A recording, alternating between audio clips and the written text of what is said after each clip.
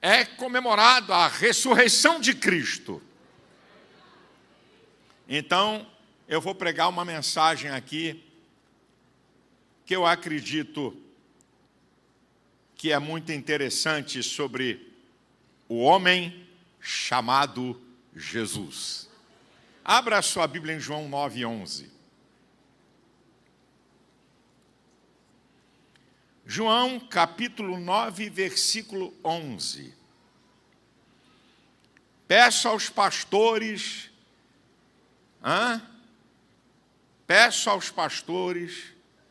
fale para o povo para não faltar. Quer dizer, não é para faltar, mas lembra. O pastor quer concluir a mensagem, empurrou mais 30 dias, mas quer que todo o povo da DEVEC o ouça, para não faltarem. Vamos lá. João, capítulo 9, versículo 11. E ele respondeu e disse: o homem chamado Jesus fez o lodo, untou-me os olhos e disse-me: vai ao tanque de Siloé, lava-te. Então fui, lavei-me e vi. Então eu vou destacar o que a gente pode falar sobre o homem chamado Jesus. Em primeiro lugar, o homem chamado Jesus é o Deus que se fez homem, o Emanuel. Como tal, ele se submete aos vários estágios da vida. Jesus, como homem, ele se submete aos vários estágios da vida. Como criança, Lucas 2,51, era submisso a seus pais. Como criança. Em Marcos 6,3, mostra que ele tinha uma família. Não é esse aí o carpinteiro? Sua mãe não está conosco, seus irmãos e suas irmãs. Terceiro, como adulto, ele é independente. Lembra da multiplicação, ou melhor, da transformação da água em vinho? Que a mãe de Jesus vem cobrar, que o vinho acabou. Jesus diz: moleque, tenho eu contigo. Isso mostra a sua independência. Adulto tem que ser independente e não amamãezado. Como homem, ele possuía uma profissão. Ele era carpinteiro. Ele era produtivo. E como servo de Deus, ele era submisso ao Senhor. João 6,38 diz: eu desci do céu não para fazer a minha vontade, mas a vontade daquele que me enviou. Agora, diferente de todos os seres humanos, falavam dele séculos antes dele nascer. Diferente de todos os seres humanos, já falavam de Jesus séculos antes dele nascer, 1000 anos antes dele nascer. O Salmo 22 é um salmo messiânico. Fala do sofrimento e da glória do Messias. O primeiro versículo, o que Jesus falou lá no Calvário. Deus meu, por que me desamparastes? E depois, no versículo 28, porque o reino é do Senhor, e ele dominará sobre as nações.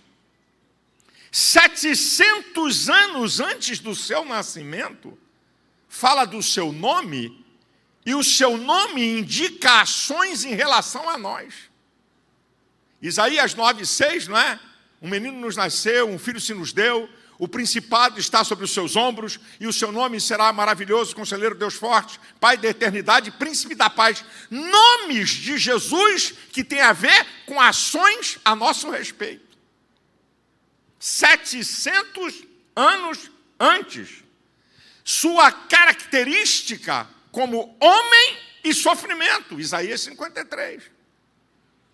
Era um que os homens escondiam o rosto, esforçado nos trabalhos, não tinha parecer nem formosura. Isso aqui é um detalhe interessante. Jesus não era bonitão nem fortão.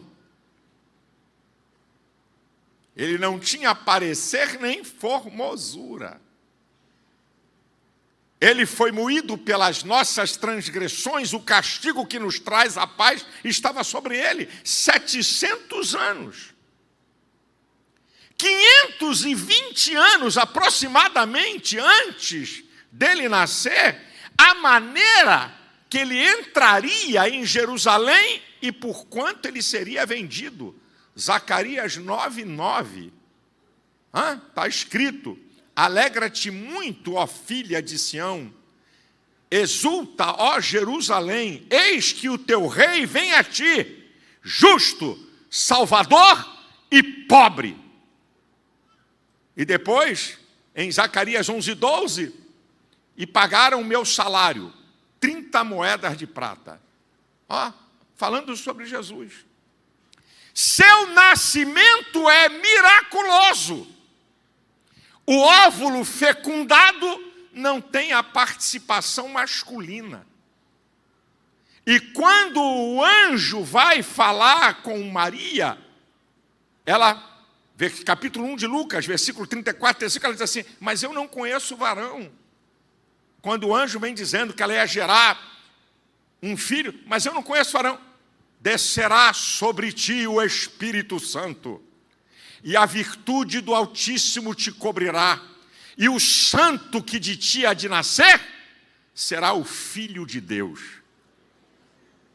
Agora, tem um dado interessante, é que Jesus se faz homem na concepção.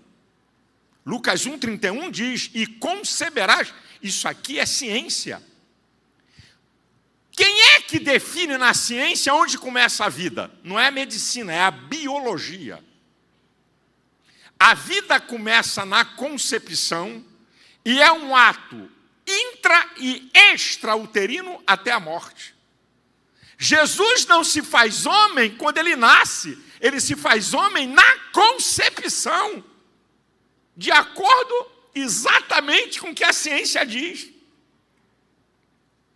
Agora escute isso aqui. Algumas características do homem chamado Jesus na sua trajetória aqui na Terra. Algumas características do homem chamado Jesus na sua trajetória aqui no planeta Terra. Primeiro, ele é amado e odiado com a mesma intensidade. Então, meu filho, não fica triste porque você é odiado. Se fizeram isso com o Senhor, não vão fazer com os servos? Então, ele era amado e odiado com a mesma intensidade. Odiado por poderosos, religiosos e incrédulos. Mas ele era amado por miseráveis, necessitados e pecadores, e aqui não tem classe social. Seu primeiro milagre foi transformar água em vinho. Aqui tem uma marca. Isso aqui é uma marca de Jesus. Ele sempre transforma para melhor. Jesus nunca vai transformar nada para pior. Transforma a tua vida para melhor, teu casamento para melhor, tua família para melhor. Tudo ele transforma para melhor quando você deixa ele operar na sua vida. Ele quebra preconceitos. Em João 4, quando fala com uma mulher durante o dia, a mulher samaritana, ele quebra preconceito social, preconceito racial, preconceito religioso e preconceito cultural. Ele perdoa pecados. Lá em Marcos capítulo 2, o paralítico de Cafarnaum, que foi introduzido pelo teto, e Jesus diz: perdoados estão os teus pecados. Toma a tua cama, levanta, toma a tua cama e anda. E a turma ficou doida. Quem é esse para dizer que está perdoado? Para que saibais que o Filho do Homem tem poder para perdoar pecados, eu estou dizendo para esse paralítico: levanta, toma a cama e anda. Porque ele perdoa pecados. Ele cura enfermos. Em Mateus capítulo 12, versículo 15, diz que seguia uma multidão, ele curou a todos os enfermos. Ele expulsa demônios. Em Marcos 5, aquele homem, aquele endemoniado de Gadara, né, que se machucava, que andava nos sepulcros, agredia pessoas, ele responde ao clamor do aflito. Lucas 18:35, o cego de Jericó: Jesus, filho de Davi, tem misericórdia de mim. Jesus, filho de Davi, tem misericórdia de mim. Jesus para a multidão para atender aquele homem. Que queres que eu te faça? Eu quero ver. Então veja, ele viu. Ele continua atendendo o clamor do aflito hoje. Ele quer atender o teu clamor. Ele quer atender a tua aflição. Ele tem poder para responder a qualquer clamor. Ele ressuscita mortos. Em João capítulo 11, versículo 44, 45, Lázaro, sai para fora, depois de 4 dias já morto. Esse Jesus, esse homem chamado Jesus, não faz acepção de pessoas. Em João 3, ele recebe um príncipe dos judeus, Nicodemos. Mas em Mateus 8, ele conversa e toca em um leproso para curar. Meu irmão, leproso é o que tem de pior na sociedade judaica. Ele tem tanta autoridade que ele desafia seus inimigos, escribas e fariseus. Em João 8,46, quem dentre vós me convence de pecado? Aponta meu erro. Você perguntar a um amigo assim: vem cá, você vê algum erro em mim? Amigo, nunca vê erro. Mas inimigo, se você não tem, arruma 10. Jesus pergunta a seus inimigos: quem dentre vós me convence de pecado? Todo mundo caladinho, todo mundo sem falar nada. Agora, escute o que eu vou dizer para vocês. Vem uma questão: por que ele é tão perseguido desde o seu nascimento? Por que Satanás queria matá-lo, queria destruí-lo? Em Gênesis 3,15 tem uma profecia para Satanás. Quando o diabo trabalha pela queda do homem, em Gênesis 3,15, tem uma palavra profética para o diabo. Eu vou colocar a inimizade entre ti e a semente do homem. Você vai ferir o calcanhar, mas ele vai ferir a tua cabeça, isso é, vai destituir você do seu poder. Aprenda. Isso aqui é muito interessante. Isso aqui é muito interessante para você entender. Quando o homem peca, Satanás passa a ter o controle da morte e do inferno. Significa que qualquer pessoa que ressuscitasse antes da morte e ressurreição de Cristo não poderia ressuscitar para a vida eterna. Tanto é que Hebreus 2,14 diz que pela sua morte aniquilou aquele que tinha o império da morte, a saber, o diabo. Então, Satanás, quando o homem peca, ele passa a ter o controle sobre a morte. Ninguém poderia ressuscitar para a vida eterna. A partir dessa profecia, Satanás ficou atento a todo grande homem que Deus levantou no planeta Terra, porque ele disse: vai vir alguém aí que vai me destituir do meu poder e eu vou ficar atento, como diz aqui numa linguagem popular, para pegar esse cara. Aí Deus levanta Abraão. Toda a atenção do diabo sobre Abraão. Esse cara é o pai da fé, é o amigo de Deus. Mas Abraão se precipita, não espera a hora de Deus e faz filho na escrava. O diabo disse: não, esse aí não vai pisar na minha cabeça não. Esse aí não tem autoridade para pisar na minha cabeça não. Aí Deus levanta Moisés. O homem que falava cara a cara com Deus, isso não é brincadeira. O homem que era o maior profeta da Bíblia, um homem que tinha poderes extraordinários, esse aí pode pisar na minha cabeça. Esse aí, quem sabe esse que vai me destituir de autoridade. Mas aí Deus manda Moisés falar a rocha, ele fere a rocha. Desobediente não vai pisar na minha cabeça não. Está descartado. Aí Deus levanta a Sansão. A maior manifestação do poder do Espírito Santo no Antigo Testamento. Sansão tipifica o crente cheio do Espírito Santo do Antigo Testamento, representando o Novo, que é um crente cheio do Espírito Santo. E tem mais, hein?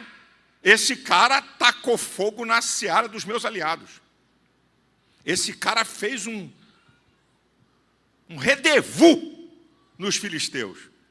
Mas Sansão é derrubado por uma prostituta. Não vai pisar na minha cabeça, não. Esse aí não. Não, esse aí não. Passa-se um tempo, o Senhor levanta Davi. Uau! O homem segundo o coração de Deus. Um adorador por excelência. Esse garoto derrubou o meu campeão.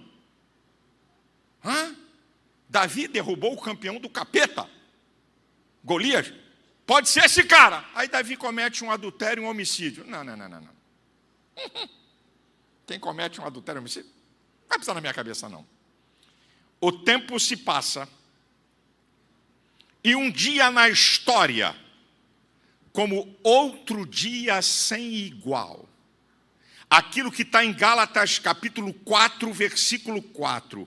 E vindo a plenitude dos tempos, Deus enviou seu filho, nascido de mulher, nascido sobre a lei. Agora eu vou fazer uma conjectura, viu? Por favor, pregadores, evangelistas, pastores, povo, eu não estou falando que aconteceu assim. Eu estou fazendo uma conjectura e aprendi que qualquer conjectura você faz sem que você cometa heresia. Então eu vou conjecturar. Satanás não tem onipresença. Ele não tem esse atributo. Ok? Ele não tem o atributo de estar ao mesmo tempo em todo lugar. Mas a Bíblia diz em Efésios 2:2 que ele é o príncipe das potestades do ar. Tem capeta que não acaba mais. Fica tranquilo, ele levou 1/3 dos anjos do céu. Significa que para cada capeta tem 2 anjos de Deus. Já disse isso aqui, não precisa ficar assustado. Ai, irmão, eu tive uma visão que tinha um diabão chifrudo com tridente sentado no telhado da sua casa. Então deve ter 2 anjos de Deus sentados no telhado da tua casa. Irmão, eu vi um demôniozão, grandão, 4 metros de altura, com tridente atrás de você. Significa que tem 2 anjos de Deus também atrás de você para te proteger. Então, vamos deixar de lorota e de conversa. Para cada capeta tem 2 anjos de Deus, é uma matemática. Então, vamos lá. Eu vou conjecturar. Ok? Eu vou conjecturar. Nesse dia que nunca houve na história, deve ter chegado um capeta para Lúcifer e disse: Lúcifer, eu vi o anjo Gabriel dizendo para uma virgem que ela vai conceber do Espírito Santo e quem vai nascer dela é o Filho de Deus. Mal esse capeta para de falar, chega outro. Ô Lúcifer, os pastores estavam no campo e veio um anjo com resplendor e disse: vocês não precisam ter medo. Eu anuncio uma nova de grande alegria. Na cidade de Davi nos nasceu hoje o Salvador. E mal isso acabou. Chega outro capítulo assim: e acompanhado desse anjo, eu vi um exército celestial que há muito tempo eu não via.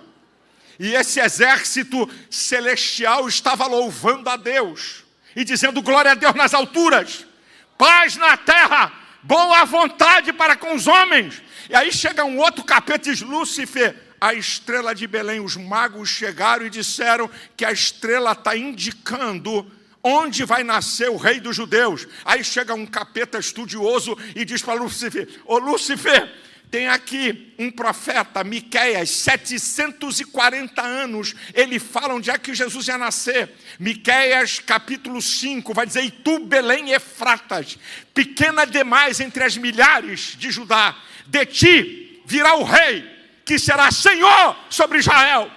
Mal acaba esse capeta, entra outro e diz: ô Lúcifer, tem uma profecia aqui de 700 anos atrás que diz que o rei vem da casa de Davi e que o reino não terá fim. Está em Isaías 9, capítulo 7. As notícias estão chegando para Satanás. E aí o diabo diz: como é que é o nome dele? Emanuel, é Deus conosco. Mas Lúcifer tem um outro nome. O nome dele é Jesus Cristo, ungido para salvar. Ele que foi levantado levantado para destituir o meu poder. A partir do nascimento de Cristo, Satanás empreende uma perseguição. Ele incita Herodes e manda matar os meninos de 2 anos para baixo. Mas por revelação, José teve uma revelação: cai fora daí, vai para o Egito. Então não alcança Jesus. Quando Jesus ia começar seu ministério, o diabo disse: eu tenho que parar ele. Eu tenho que derrubar ele antes de começar seu ministério. Aí vem a tentação. Satanás é derrotado fragorosamente. Mas eu tenho uma notícia para te dar. Derrotar Satanás não significa que vai pará-lo. Porque na narrativa de Lucas 4,13 diz que ele ausentou-se dele por algum tempo. E se você for olhar a história de Jesus, Satanás ataca Jesus várias vezes tentando matá-lo. Satanás tenta tirar Jesus do seu propósito. Agora escute isso. Todo o reino de Satanás sabe quem é Jesus. Na narrativa de Mateus, quando fala do endemoniado de Gadara, Mateus 8:29, o que aquela legião vai dizer para Jesus? Que temos nós contigo, Filho de Deus. Vieste nos atormentar antes do tempo. Todo o reino de Satanás sabe que Jesus foi levantado para tirar a autoridade do diabo. E o apóstolo João, em 1 João 3,8 diz: foi para isso que o Filho de Deus se manifestou, para desfazer as obras do diabo. Então o diabo tem um plano final: vamos usar o amigo dele. E é profético do Salmo 41, versículo 9. Até o meu amigo íntimo feriu o meu calcanhar. Lucas 22:3 diz que Satanás entrou no coração de Judas. É o que diz a narrativa da Bíblia. Agora escute. Algo intriga Satanás. Ele não murmura. Ele não reclama. Ele não fala nada. Vocês têm que entender uma coisa. O caráter do diabo é chamado de maligno, aquele cuja essência é inclinado para o mal. O diabo nunca consegue ver nada bom. Ele não consegue interpretar nada bom. Ele só vê o mal que pode fazer. Ele não entendeu quando foram prender a Jesus, que Pedro queria cortar a cabeça do assistente do sumo sacerdote, mas pegou na orelha. E Jesus fala em Mateus 23, 26, 53, ei, guarda a tua espada. Se eu rogasse ao Pai, Ele me enviaria 12 legiões de anjos. Você sabe o que Jesus estava dizendo? Um anjo no Antigo Testamento matou 185.000 soldados. Cada legião, 6.000. 72.000 anjos multiplica por 185.000. Jesus estava dizendo o seguinte: se eu rogasse o Pai, eu acabava com a raça humana agora e voltava para a minha glória. Satanás não entende, não vê e não compreende. Jesus não foi assassinado. João capítulo 10, versículos 17 e 18. É por isso que o Pai me ama. Eu dou a minha vida para depois tornar a tomá-la. Eu tenho poder para dar e tenho poder para tornar a tomá-la. Satanás não entendeu nada do plano e do propósito de Deus. Estou conjecturando. Eu acredito que quando Jesus morreu, teve uma festa de arromba no inferno. Morreu. Ele morreu. Lúcifer, você é o cara. Valeu. Top. Mas o que Satanás não sabe é que com a morte de Cristo, 5 coisas acontecem que Satanás não percebe e Satanás não entende. Quando Jesus fala em João 19:30, que ele está na cruz e ele vai expirar, ele diz: está consumado. O preço da redenção do homem está pago. A salvação do homem está garantida. E o apóstolo Pedro, em 1 Pedro, capítulo 1, versículo 19 e 18 vai dizer: não foi com coisas corruptíveis que fostes comprado da vossa vã maneira de viver, que por tradição recebeste dos vossos pais, mas com o precioso sangue de Jesus, de um cordeiro imaculado e incontaminado. Então a primeira coisa que está acontecendo com a morte de Cristo é que o preço da salvação eterna do homem está pago. Segundo lugar, com a morte de Cristo, Jesus toma do diabo as chaves da morte e do inferno. Repito, Hebreus 2,14. Para que pela sua morte aniquilasse aquele que tinha o império da morte, a saber, o diabo. E Apocalipse 1,18 diz: eu que vivo e fui morto, mas estou vivo para todo sempre e tenho as chaves da morte e do inferno. Então, primeiro, está concluído a obra da salvação, o projeto de salvar o homem. Segundo lugar, eu passo a ter o domínio, ao pagar o preço, eu tenho o domínio da morte e do inferno. Terceiro lugar, quando Jesus faz isso, destitui o diabo do seu poder e outra, expõe o diabo ao ridículo. Eu moro na Bíblia. Quando Jesus faz isso, ele expõe o diabo ao ridículo. Paulo registra em Colossenses capítulo 2 e versículo 14 e 15, que ele riscou a cédula que era contra nós, cravando-a na cruz e despojando principados e potestades. Deles triunfou em si mesmo e os expôs publicamente. Isso aqui, irmãos, isso é sensacional. Naquela época, quando os reis, os generais saíam para a batalha e venciam nações, quando eles voltavam, os generais e os reis que eles venciam vinham amarrados pelo pescoço um atrás do outro. Você já viu algum filme épico que mostra isso? Então, o general vinha montado no cavalo, com a corda, e os vencidos em fila, com a corda no pescoço, e era aplaudido, ovacionado. Ele entrava como um campeão. Essa é a panorama de Paulo. O que ele está falando é que quando Jesus morre e crava e rasga a cédula que era contra nós, despojando principados e potestades, arrancando o poder deles, os expôs publicamente e triunfou sobre eles. Jesus com Lúcifer e os capetas principais para o mundo espiritual. Está derrotado. Está derrotado. Eu venci, está derrotado. Eu venci, ele está derrotado. Eu tenho mais poder do que ele está derrotado. No mundo dos anjos e dos demônios, Jesus expôs o diabo ao ridículo.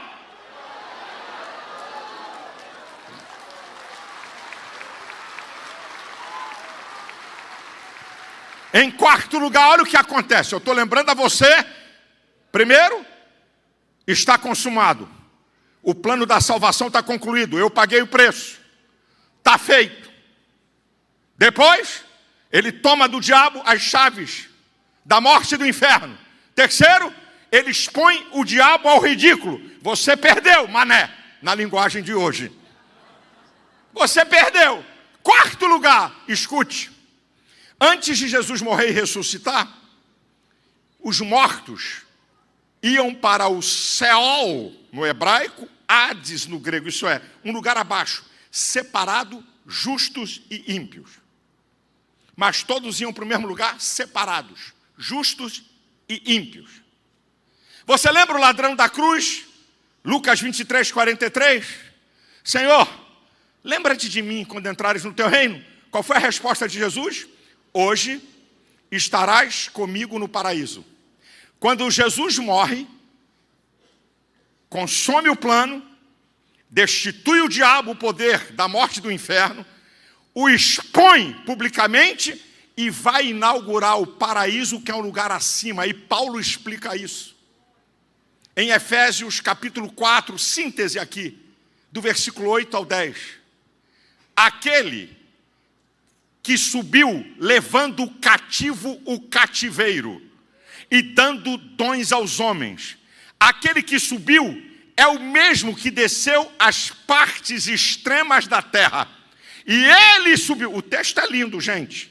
Ele subiu para cumprir todas as coisas acima de todos os céus. Isso é, Jesus tira os santos que estavam no céu, inaugura no lugar acima o paraíso, a partir da sua morte e ressurreição. Só está faltando uma coisa em quinto lugar: ressuscitar o seu corpo. Agora entenda, quando o homem morre, está lá em Eclesiastes, capítulo 12, versículo 7, quando o homem morre, o corpo volta ao pó e o espírito volta ao controle de Deus. Jesus é Deus. Colossenses 2,9 diz que nele habita corporalmente a plenitude da divindade. Então Jesus está no controle do seu próprio espírito. Jesus está em controle do seu próprio espírito. O diabo não entendeu por que Cristo morreu e ressuscitou. Mas Paulo nos ensina em Romanos 14,9. Foi para isto que Cristo morreu e ressuscitou, para ser Senhor, tanto dos mortos como dos vivos.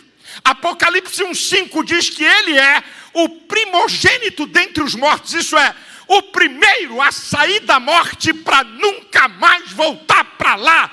É por isso que ele tem poder de vencer a morte e de dar a vida eterna ao homem. Jesus não está na manjedoura, Jesus não está na cruz, Jesus não está no túmulo, mas Hebreus 12:2 diz, olhando para Jesus, autor e consumador da nossa fé, o qual, pelo gozo que lhe havia proposto, ele suportou a cruz e, desprezando a afronta, está assentado diante de Deus. O trono não está vazio, ele reina diante do Deus Todo-Poderoso.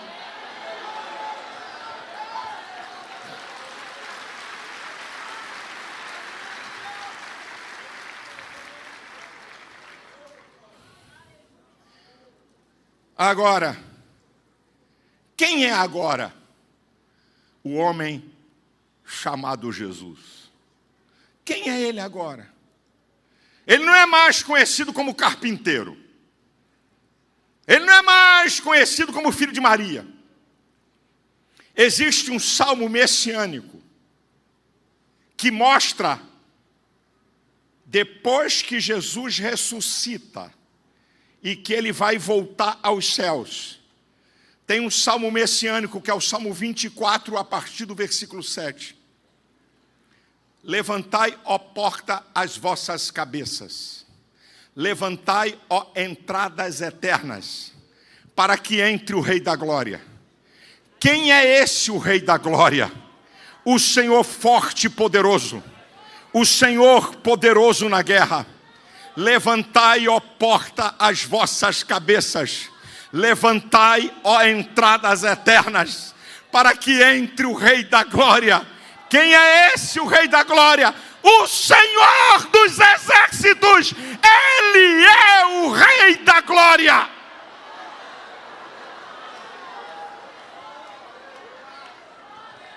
Há uma diferença do homem chamado Jesus para Jesus, o Rei da Glória.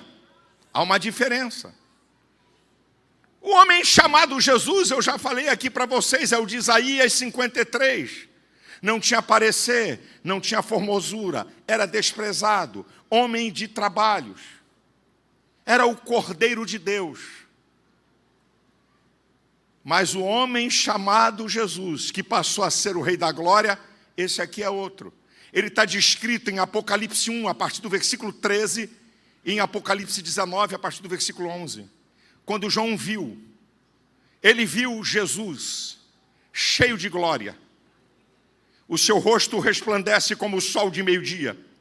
Os seus olhos são como chama de fogo. Ele está vestido de um linho branco puro e fino. Ele tem um cinturão de ouro.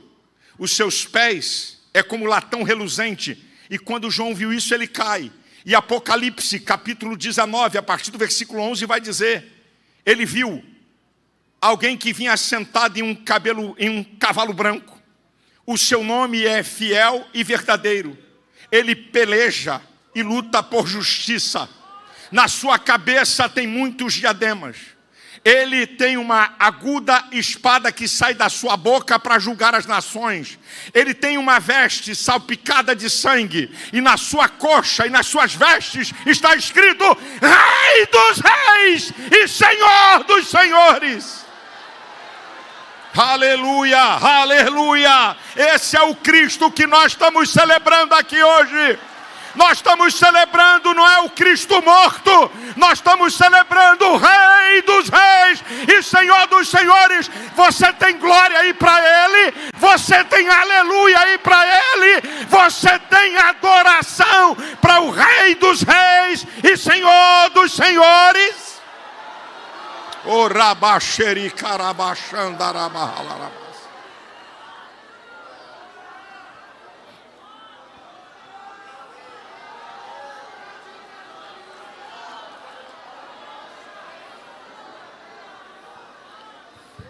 Há um texto na Bíblia, no Novo Testamento, que resume sua missão e glória. Filipenses capítulo 2, a partir do versículo 5. De sorte que haja em vós o mesmo sentimento que houve em Cristo Jesus, que sendo em forma de Deus não usurpou ser igual a Deus. Antes, aniquilou-se a si mesmo, tomando a forma de servo, fazendo-se semelhante aos homens. E como homem, foi obediente até morte e morte de cruz. Aqui está o resumo da sua missão. Agora vem a sua glória. Pelo que Deus o exaltou soberanamente. E lhe deu um nome que é sobre todo nome. Para que ao nome de Jesus se dobre todo o joelho dos que estão nos céus, na terra e embaixo da terra. E toda língua confesse que Jesus Cristo é o Senhor. Ei, nós somos a igreja. Nós vamos assistir Hitler ter que se ajoelhar e dizer: Jesus Cristo é o Senhor.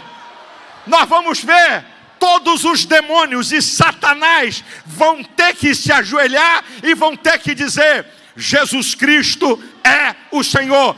Toda essa gente que debocha da nossa fé, toda essa gente que ridiculariza a igreja de Cristo, toda essa gente que combate o cristianismo, um dia vai ter que se ajoelhar e dizer: Jesus Cristo é o Senhor. Jesus Cristo é o Senhor. Nós não temos problema, porque nós já fazemos. Qual é o problema? De se ajoelhar e dizer: Jesus Cristo é o Senhor. Nós já fazemos isso.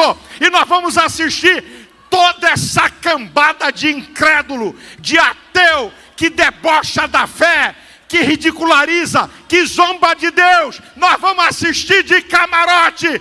Eles vão ter que se ajoelhar e dizer: Jesus Cristo é o Senhor.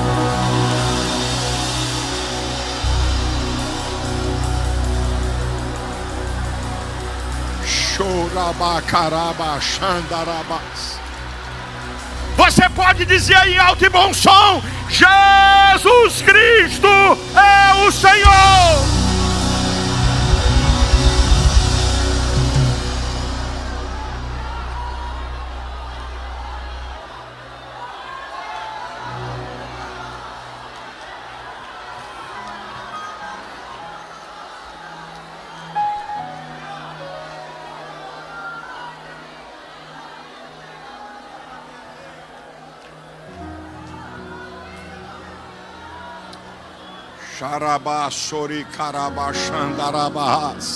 Aleluia.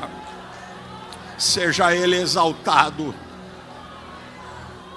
Não deixe ninguém tirar da tua boca a adoração a Cristo. O diabo odeia. Todo tipo de gente procura Deus, mas só tem uma classe que Deus procura: os verdadeiros adoradores. Você pode adorar o Senhor, você pode exaltar o seu nome, O diabo não suporta essa adoração. É por isso que ele batalha contra nós, porque ele já foi vencido, e nós estamos aqui exaltando. Eu vou terminar minha palavra dizendo 4 verdades para nós do homem chamado Jesus, e que agora é Rei dos Reis e Senhor dos Senhores. 4 verdades para nós. A primeira, Hebreus 7:25. Pode perfeitamente salvar o que por ele se chega a Deus, vivendo sempre para interceder por eles. Eu tenho uma notícia boa para te dar. Eu não sei qual é a tua causa, eu não sei qual é a tua luta, eu não sei qual é a tua dificuldade, eu não sei qual é o teu clamor. Mas a partir do momento que você entregou a sua vida a Ele, exatamente agora, Ele está diante de Deus, intercedendo por você. A segunda verdade está em Mateus 28:20. Eis que estou convosco todos os dias, até a consumação dos séculos. Você não está sozinho. Você nunca vai estar sozinho. Você com Cristo é maioria sempre. Ele está com você. Ele está com você. A terceira verdade que vale para nós foi o que ele disse em João, capítulo 14, do versículo 1 ao 3. Não se turbe o vosso coração. Crede em Deus e crede também em mim. Na casa de meu pai há muitas moradas. Se não fosse assim, eu não vou lhe teria dito. Vou preparar lugar. E se eu for preparar lugar, eu voltarei outra vez e vos levarei para junto de mim, para onde eu estiver, estejais vós também. Ele vem. Ele vem. Ele vem. Ele vem buscar a sua igreja. Ele vem. Tudo aqui é passageiro. Por isso que Paulo em 1 Coríntios 15:19 disse: se esperarmos em Cristo somente nesta vida, somos os mais miseráveis de todos os homens. Aqui nessa vida vai faltar muita coisa para mim e para você, mas um dia você será completo. Ele vem. E uma outra verdade, a última que eu vou encerrar. 1 João capítulo 3, versículo 2. Amados, agora somos filhos de Deus, e ainda não é manifestado o que havemos de ser, mas quando Ele se manifestar, seremos semelhantes a Ele, e assim como Ele é, o veremos. Você vai ter um corpo glorificado igual ao corpo de Jesus. Não vai ter morte, não vai ter dor, não vai ter doença, não vai ter cansaço. E a coisa mais espetacular é que nós vamos vê-lo como Ele é. Vestido de glória, de majestade e de poder. E de eternidade em eternidade. E de eternidade em eternidade. E de eternidade em eternidade. E de eternidade em eternidade estaremos para sempre ao lado de Jesus. Você tem um glória para Ele, tem um aleluia, tem um louvor. Ele reina. Ele está vivo. Ele está com você. Ele intercede por você. E um dia Ele vai nos levar para onde Ele está. Aleluia, aleluia, aleluia, aleluia, aleluia. Quantos têm essa esperança? Quantos acreditam? Quantos creem?